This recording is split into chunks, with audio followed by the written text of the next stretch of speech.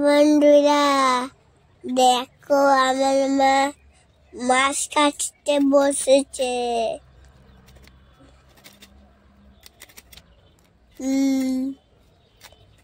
Hello বন্ধুরা দেখো আমার এইটা হলো রুই মাছ, যাতে আমি মাছ খেতে অনেক ভালোবাসি, তার জন্য আমার দাদু সব সময় মাছ কিনে আনে।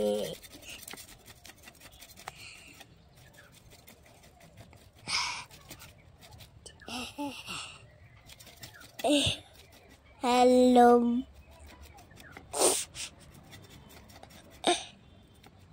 হ্যালো বন্ধু,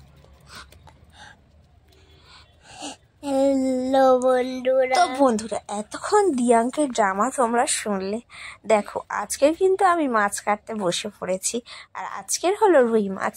রুই মাছ কিন্তু আজকের রুই মাছটা বেশ লম্বা মতো, খুব একটা গোল গাল নয়, সেই জন্য রুই মাছটা আমি বলি তোমরা যদি আমাদের খালে অনেক পুঁটি মাছ আছে।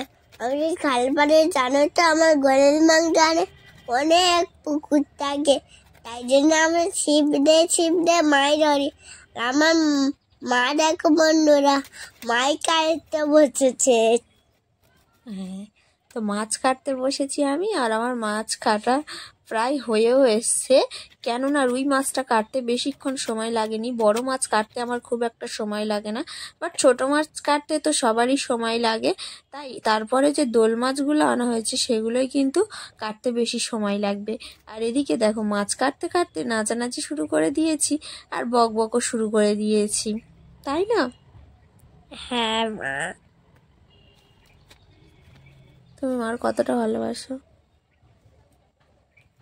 আমি মার এটাতে খুব ভালোবাসি। তো তোমরা ভিডিওটাকে লাইক আর একটা সাবস্ক্রাইব করে দাও।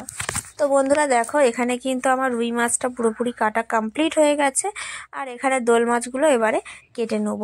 তারপর কিন্তু অনেক কাজ আছে। আজকে সারাদিন কি কি করলাম না করলাম, আর সংসারে কি কাজ আছে না আছে, এটা কিন্তু তোমাদের পুরো একটা ফুল ভিডিও আসছে, সেটাতে শেয়ার করব। মানে পুরো বাড়ির কাজ সারতে গেলে আমার পুরো সকাল থেকে রাত অবধি কেটে যায়, তাও সংসারের কাজ করে শেষ করতে পারি না। সেটা সব মেয়ের ক্ষেত্রেই হয়, সংসারের কাজ করতে গেলে সত্যি আমাদের মানে সারাদিন যদি কেটে যায়, সারা রাতও যদি আমরা সংসারের কাজ করি, তাও সংসারের কাজ করে শেষ হয় না। কি বলো তোমরা বন্ধুরা? তো দোল মাছগুলো দেখো বেশ ছোট ছোট সাইজের, এই ছোট ছোট সাইজের দোল মাছ। আমি ভেবেছিলাম যে মাছগুলো একটু বড় হবে, যেহেতু প্লাস্টিকের ভিতরে ছিল, খুলে দেখিনি, বাট তারপর দেখছি মাছগুলো বেশ ছোট সাইজের, দু একটা বড় সাইজের ছিল। আর এই মাছ কাটা কিন্তু একটু ছোট মাছ, যেহেতু অনেকগুলো মাছ, একটু কাটতে সময়ও লাগবে। তো তোমরা দেখতে থাকো বন্ধুরা। আর দিয়াং তুমি ততক্ষণ একটা গান শোনাও, 1 2টা অন্তত বলো বলো, বন্ধুদের শোনাও। পড়াশোনার বেলা সব কিছুতেই একটা গান শোনাও অন্তত। কোন জায়গায় ব্যথা গো বান্ধবী ললিতা নিয়ে কাজল পারলে পারকুসিম দাদা, বৃষ্টি হাতে মাথায় ছোড়া, তাতে আমার গোয়া ছোটা। আচ্ছা ঠিক আছে, আর একটা ছড়া বলো, নীল আকাশেটা বলো।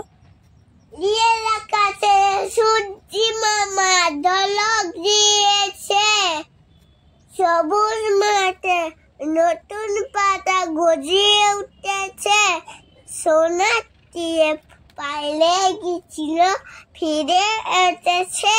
বা ভালো বলেছে দিয়াং, দিয়াংয়ের জন্য ক্ল্যাপ ক্ল্যাপ ক্ল্যাপ ক্ল্যাপ। তো বন্ধুরা এখানে কবিতা শোনাতে শোনাতে কিন্তু আমার মাছ কাটাও কমপ্লিট হয়ে গেছে। এবার সব গুটিয়ে গাটিয়ে নিয়ে একেবারে ফেলে দিই, আর জায়গাটাও পরিষ্কার করে নিই। হা তখন আবার কী হয়েছিল জানো তো, হাতের ভিতরে এই মাছের কাঁটা গেঁথে গিয়েছিল। তো যাই হোক জায়গাটা আবার পরিষ্কার করে নিয়েছি। আর দিয়াং, তুমি মাছ খেতে ভালোবাসো? হ্যাঁ, কতটা? অনেকটা। ঠিক তো? হ্যাঁ। তো চলো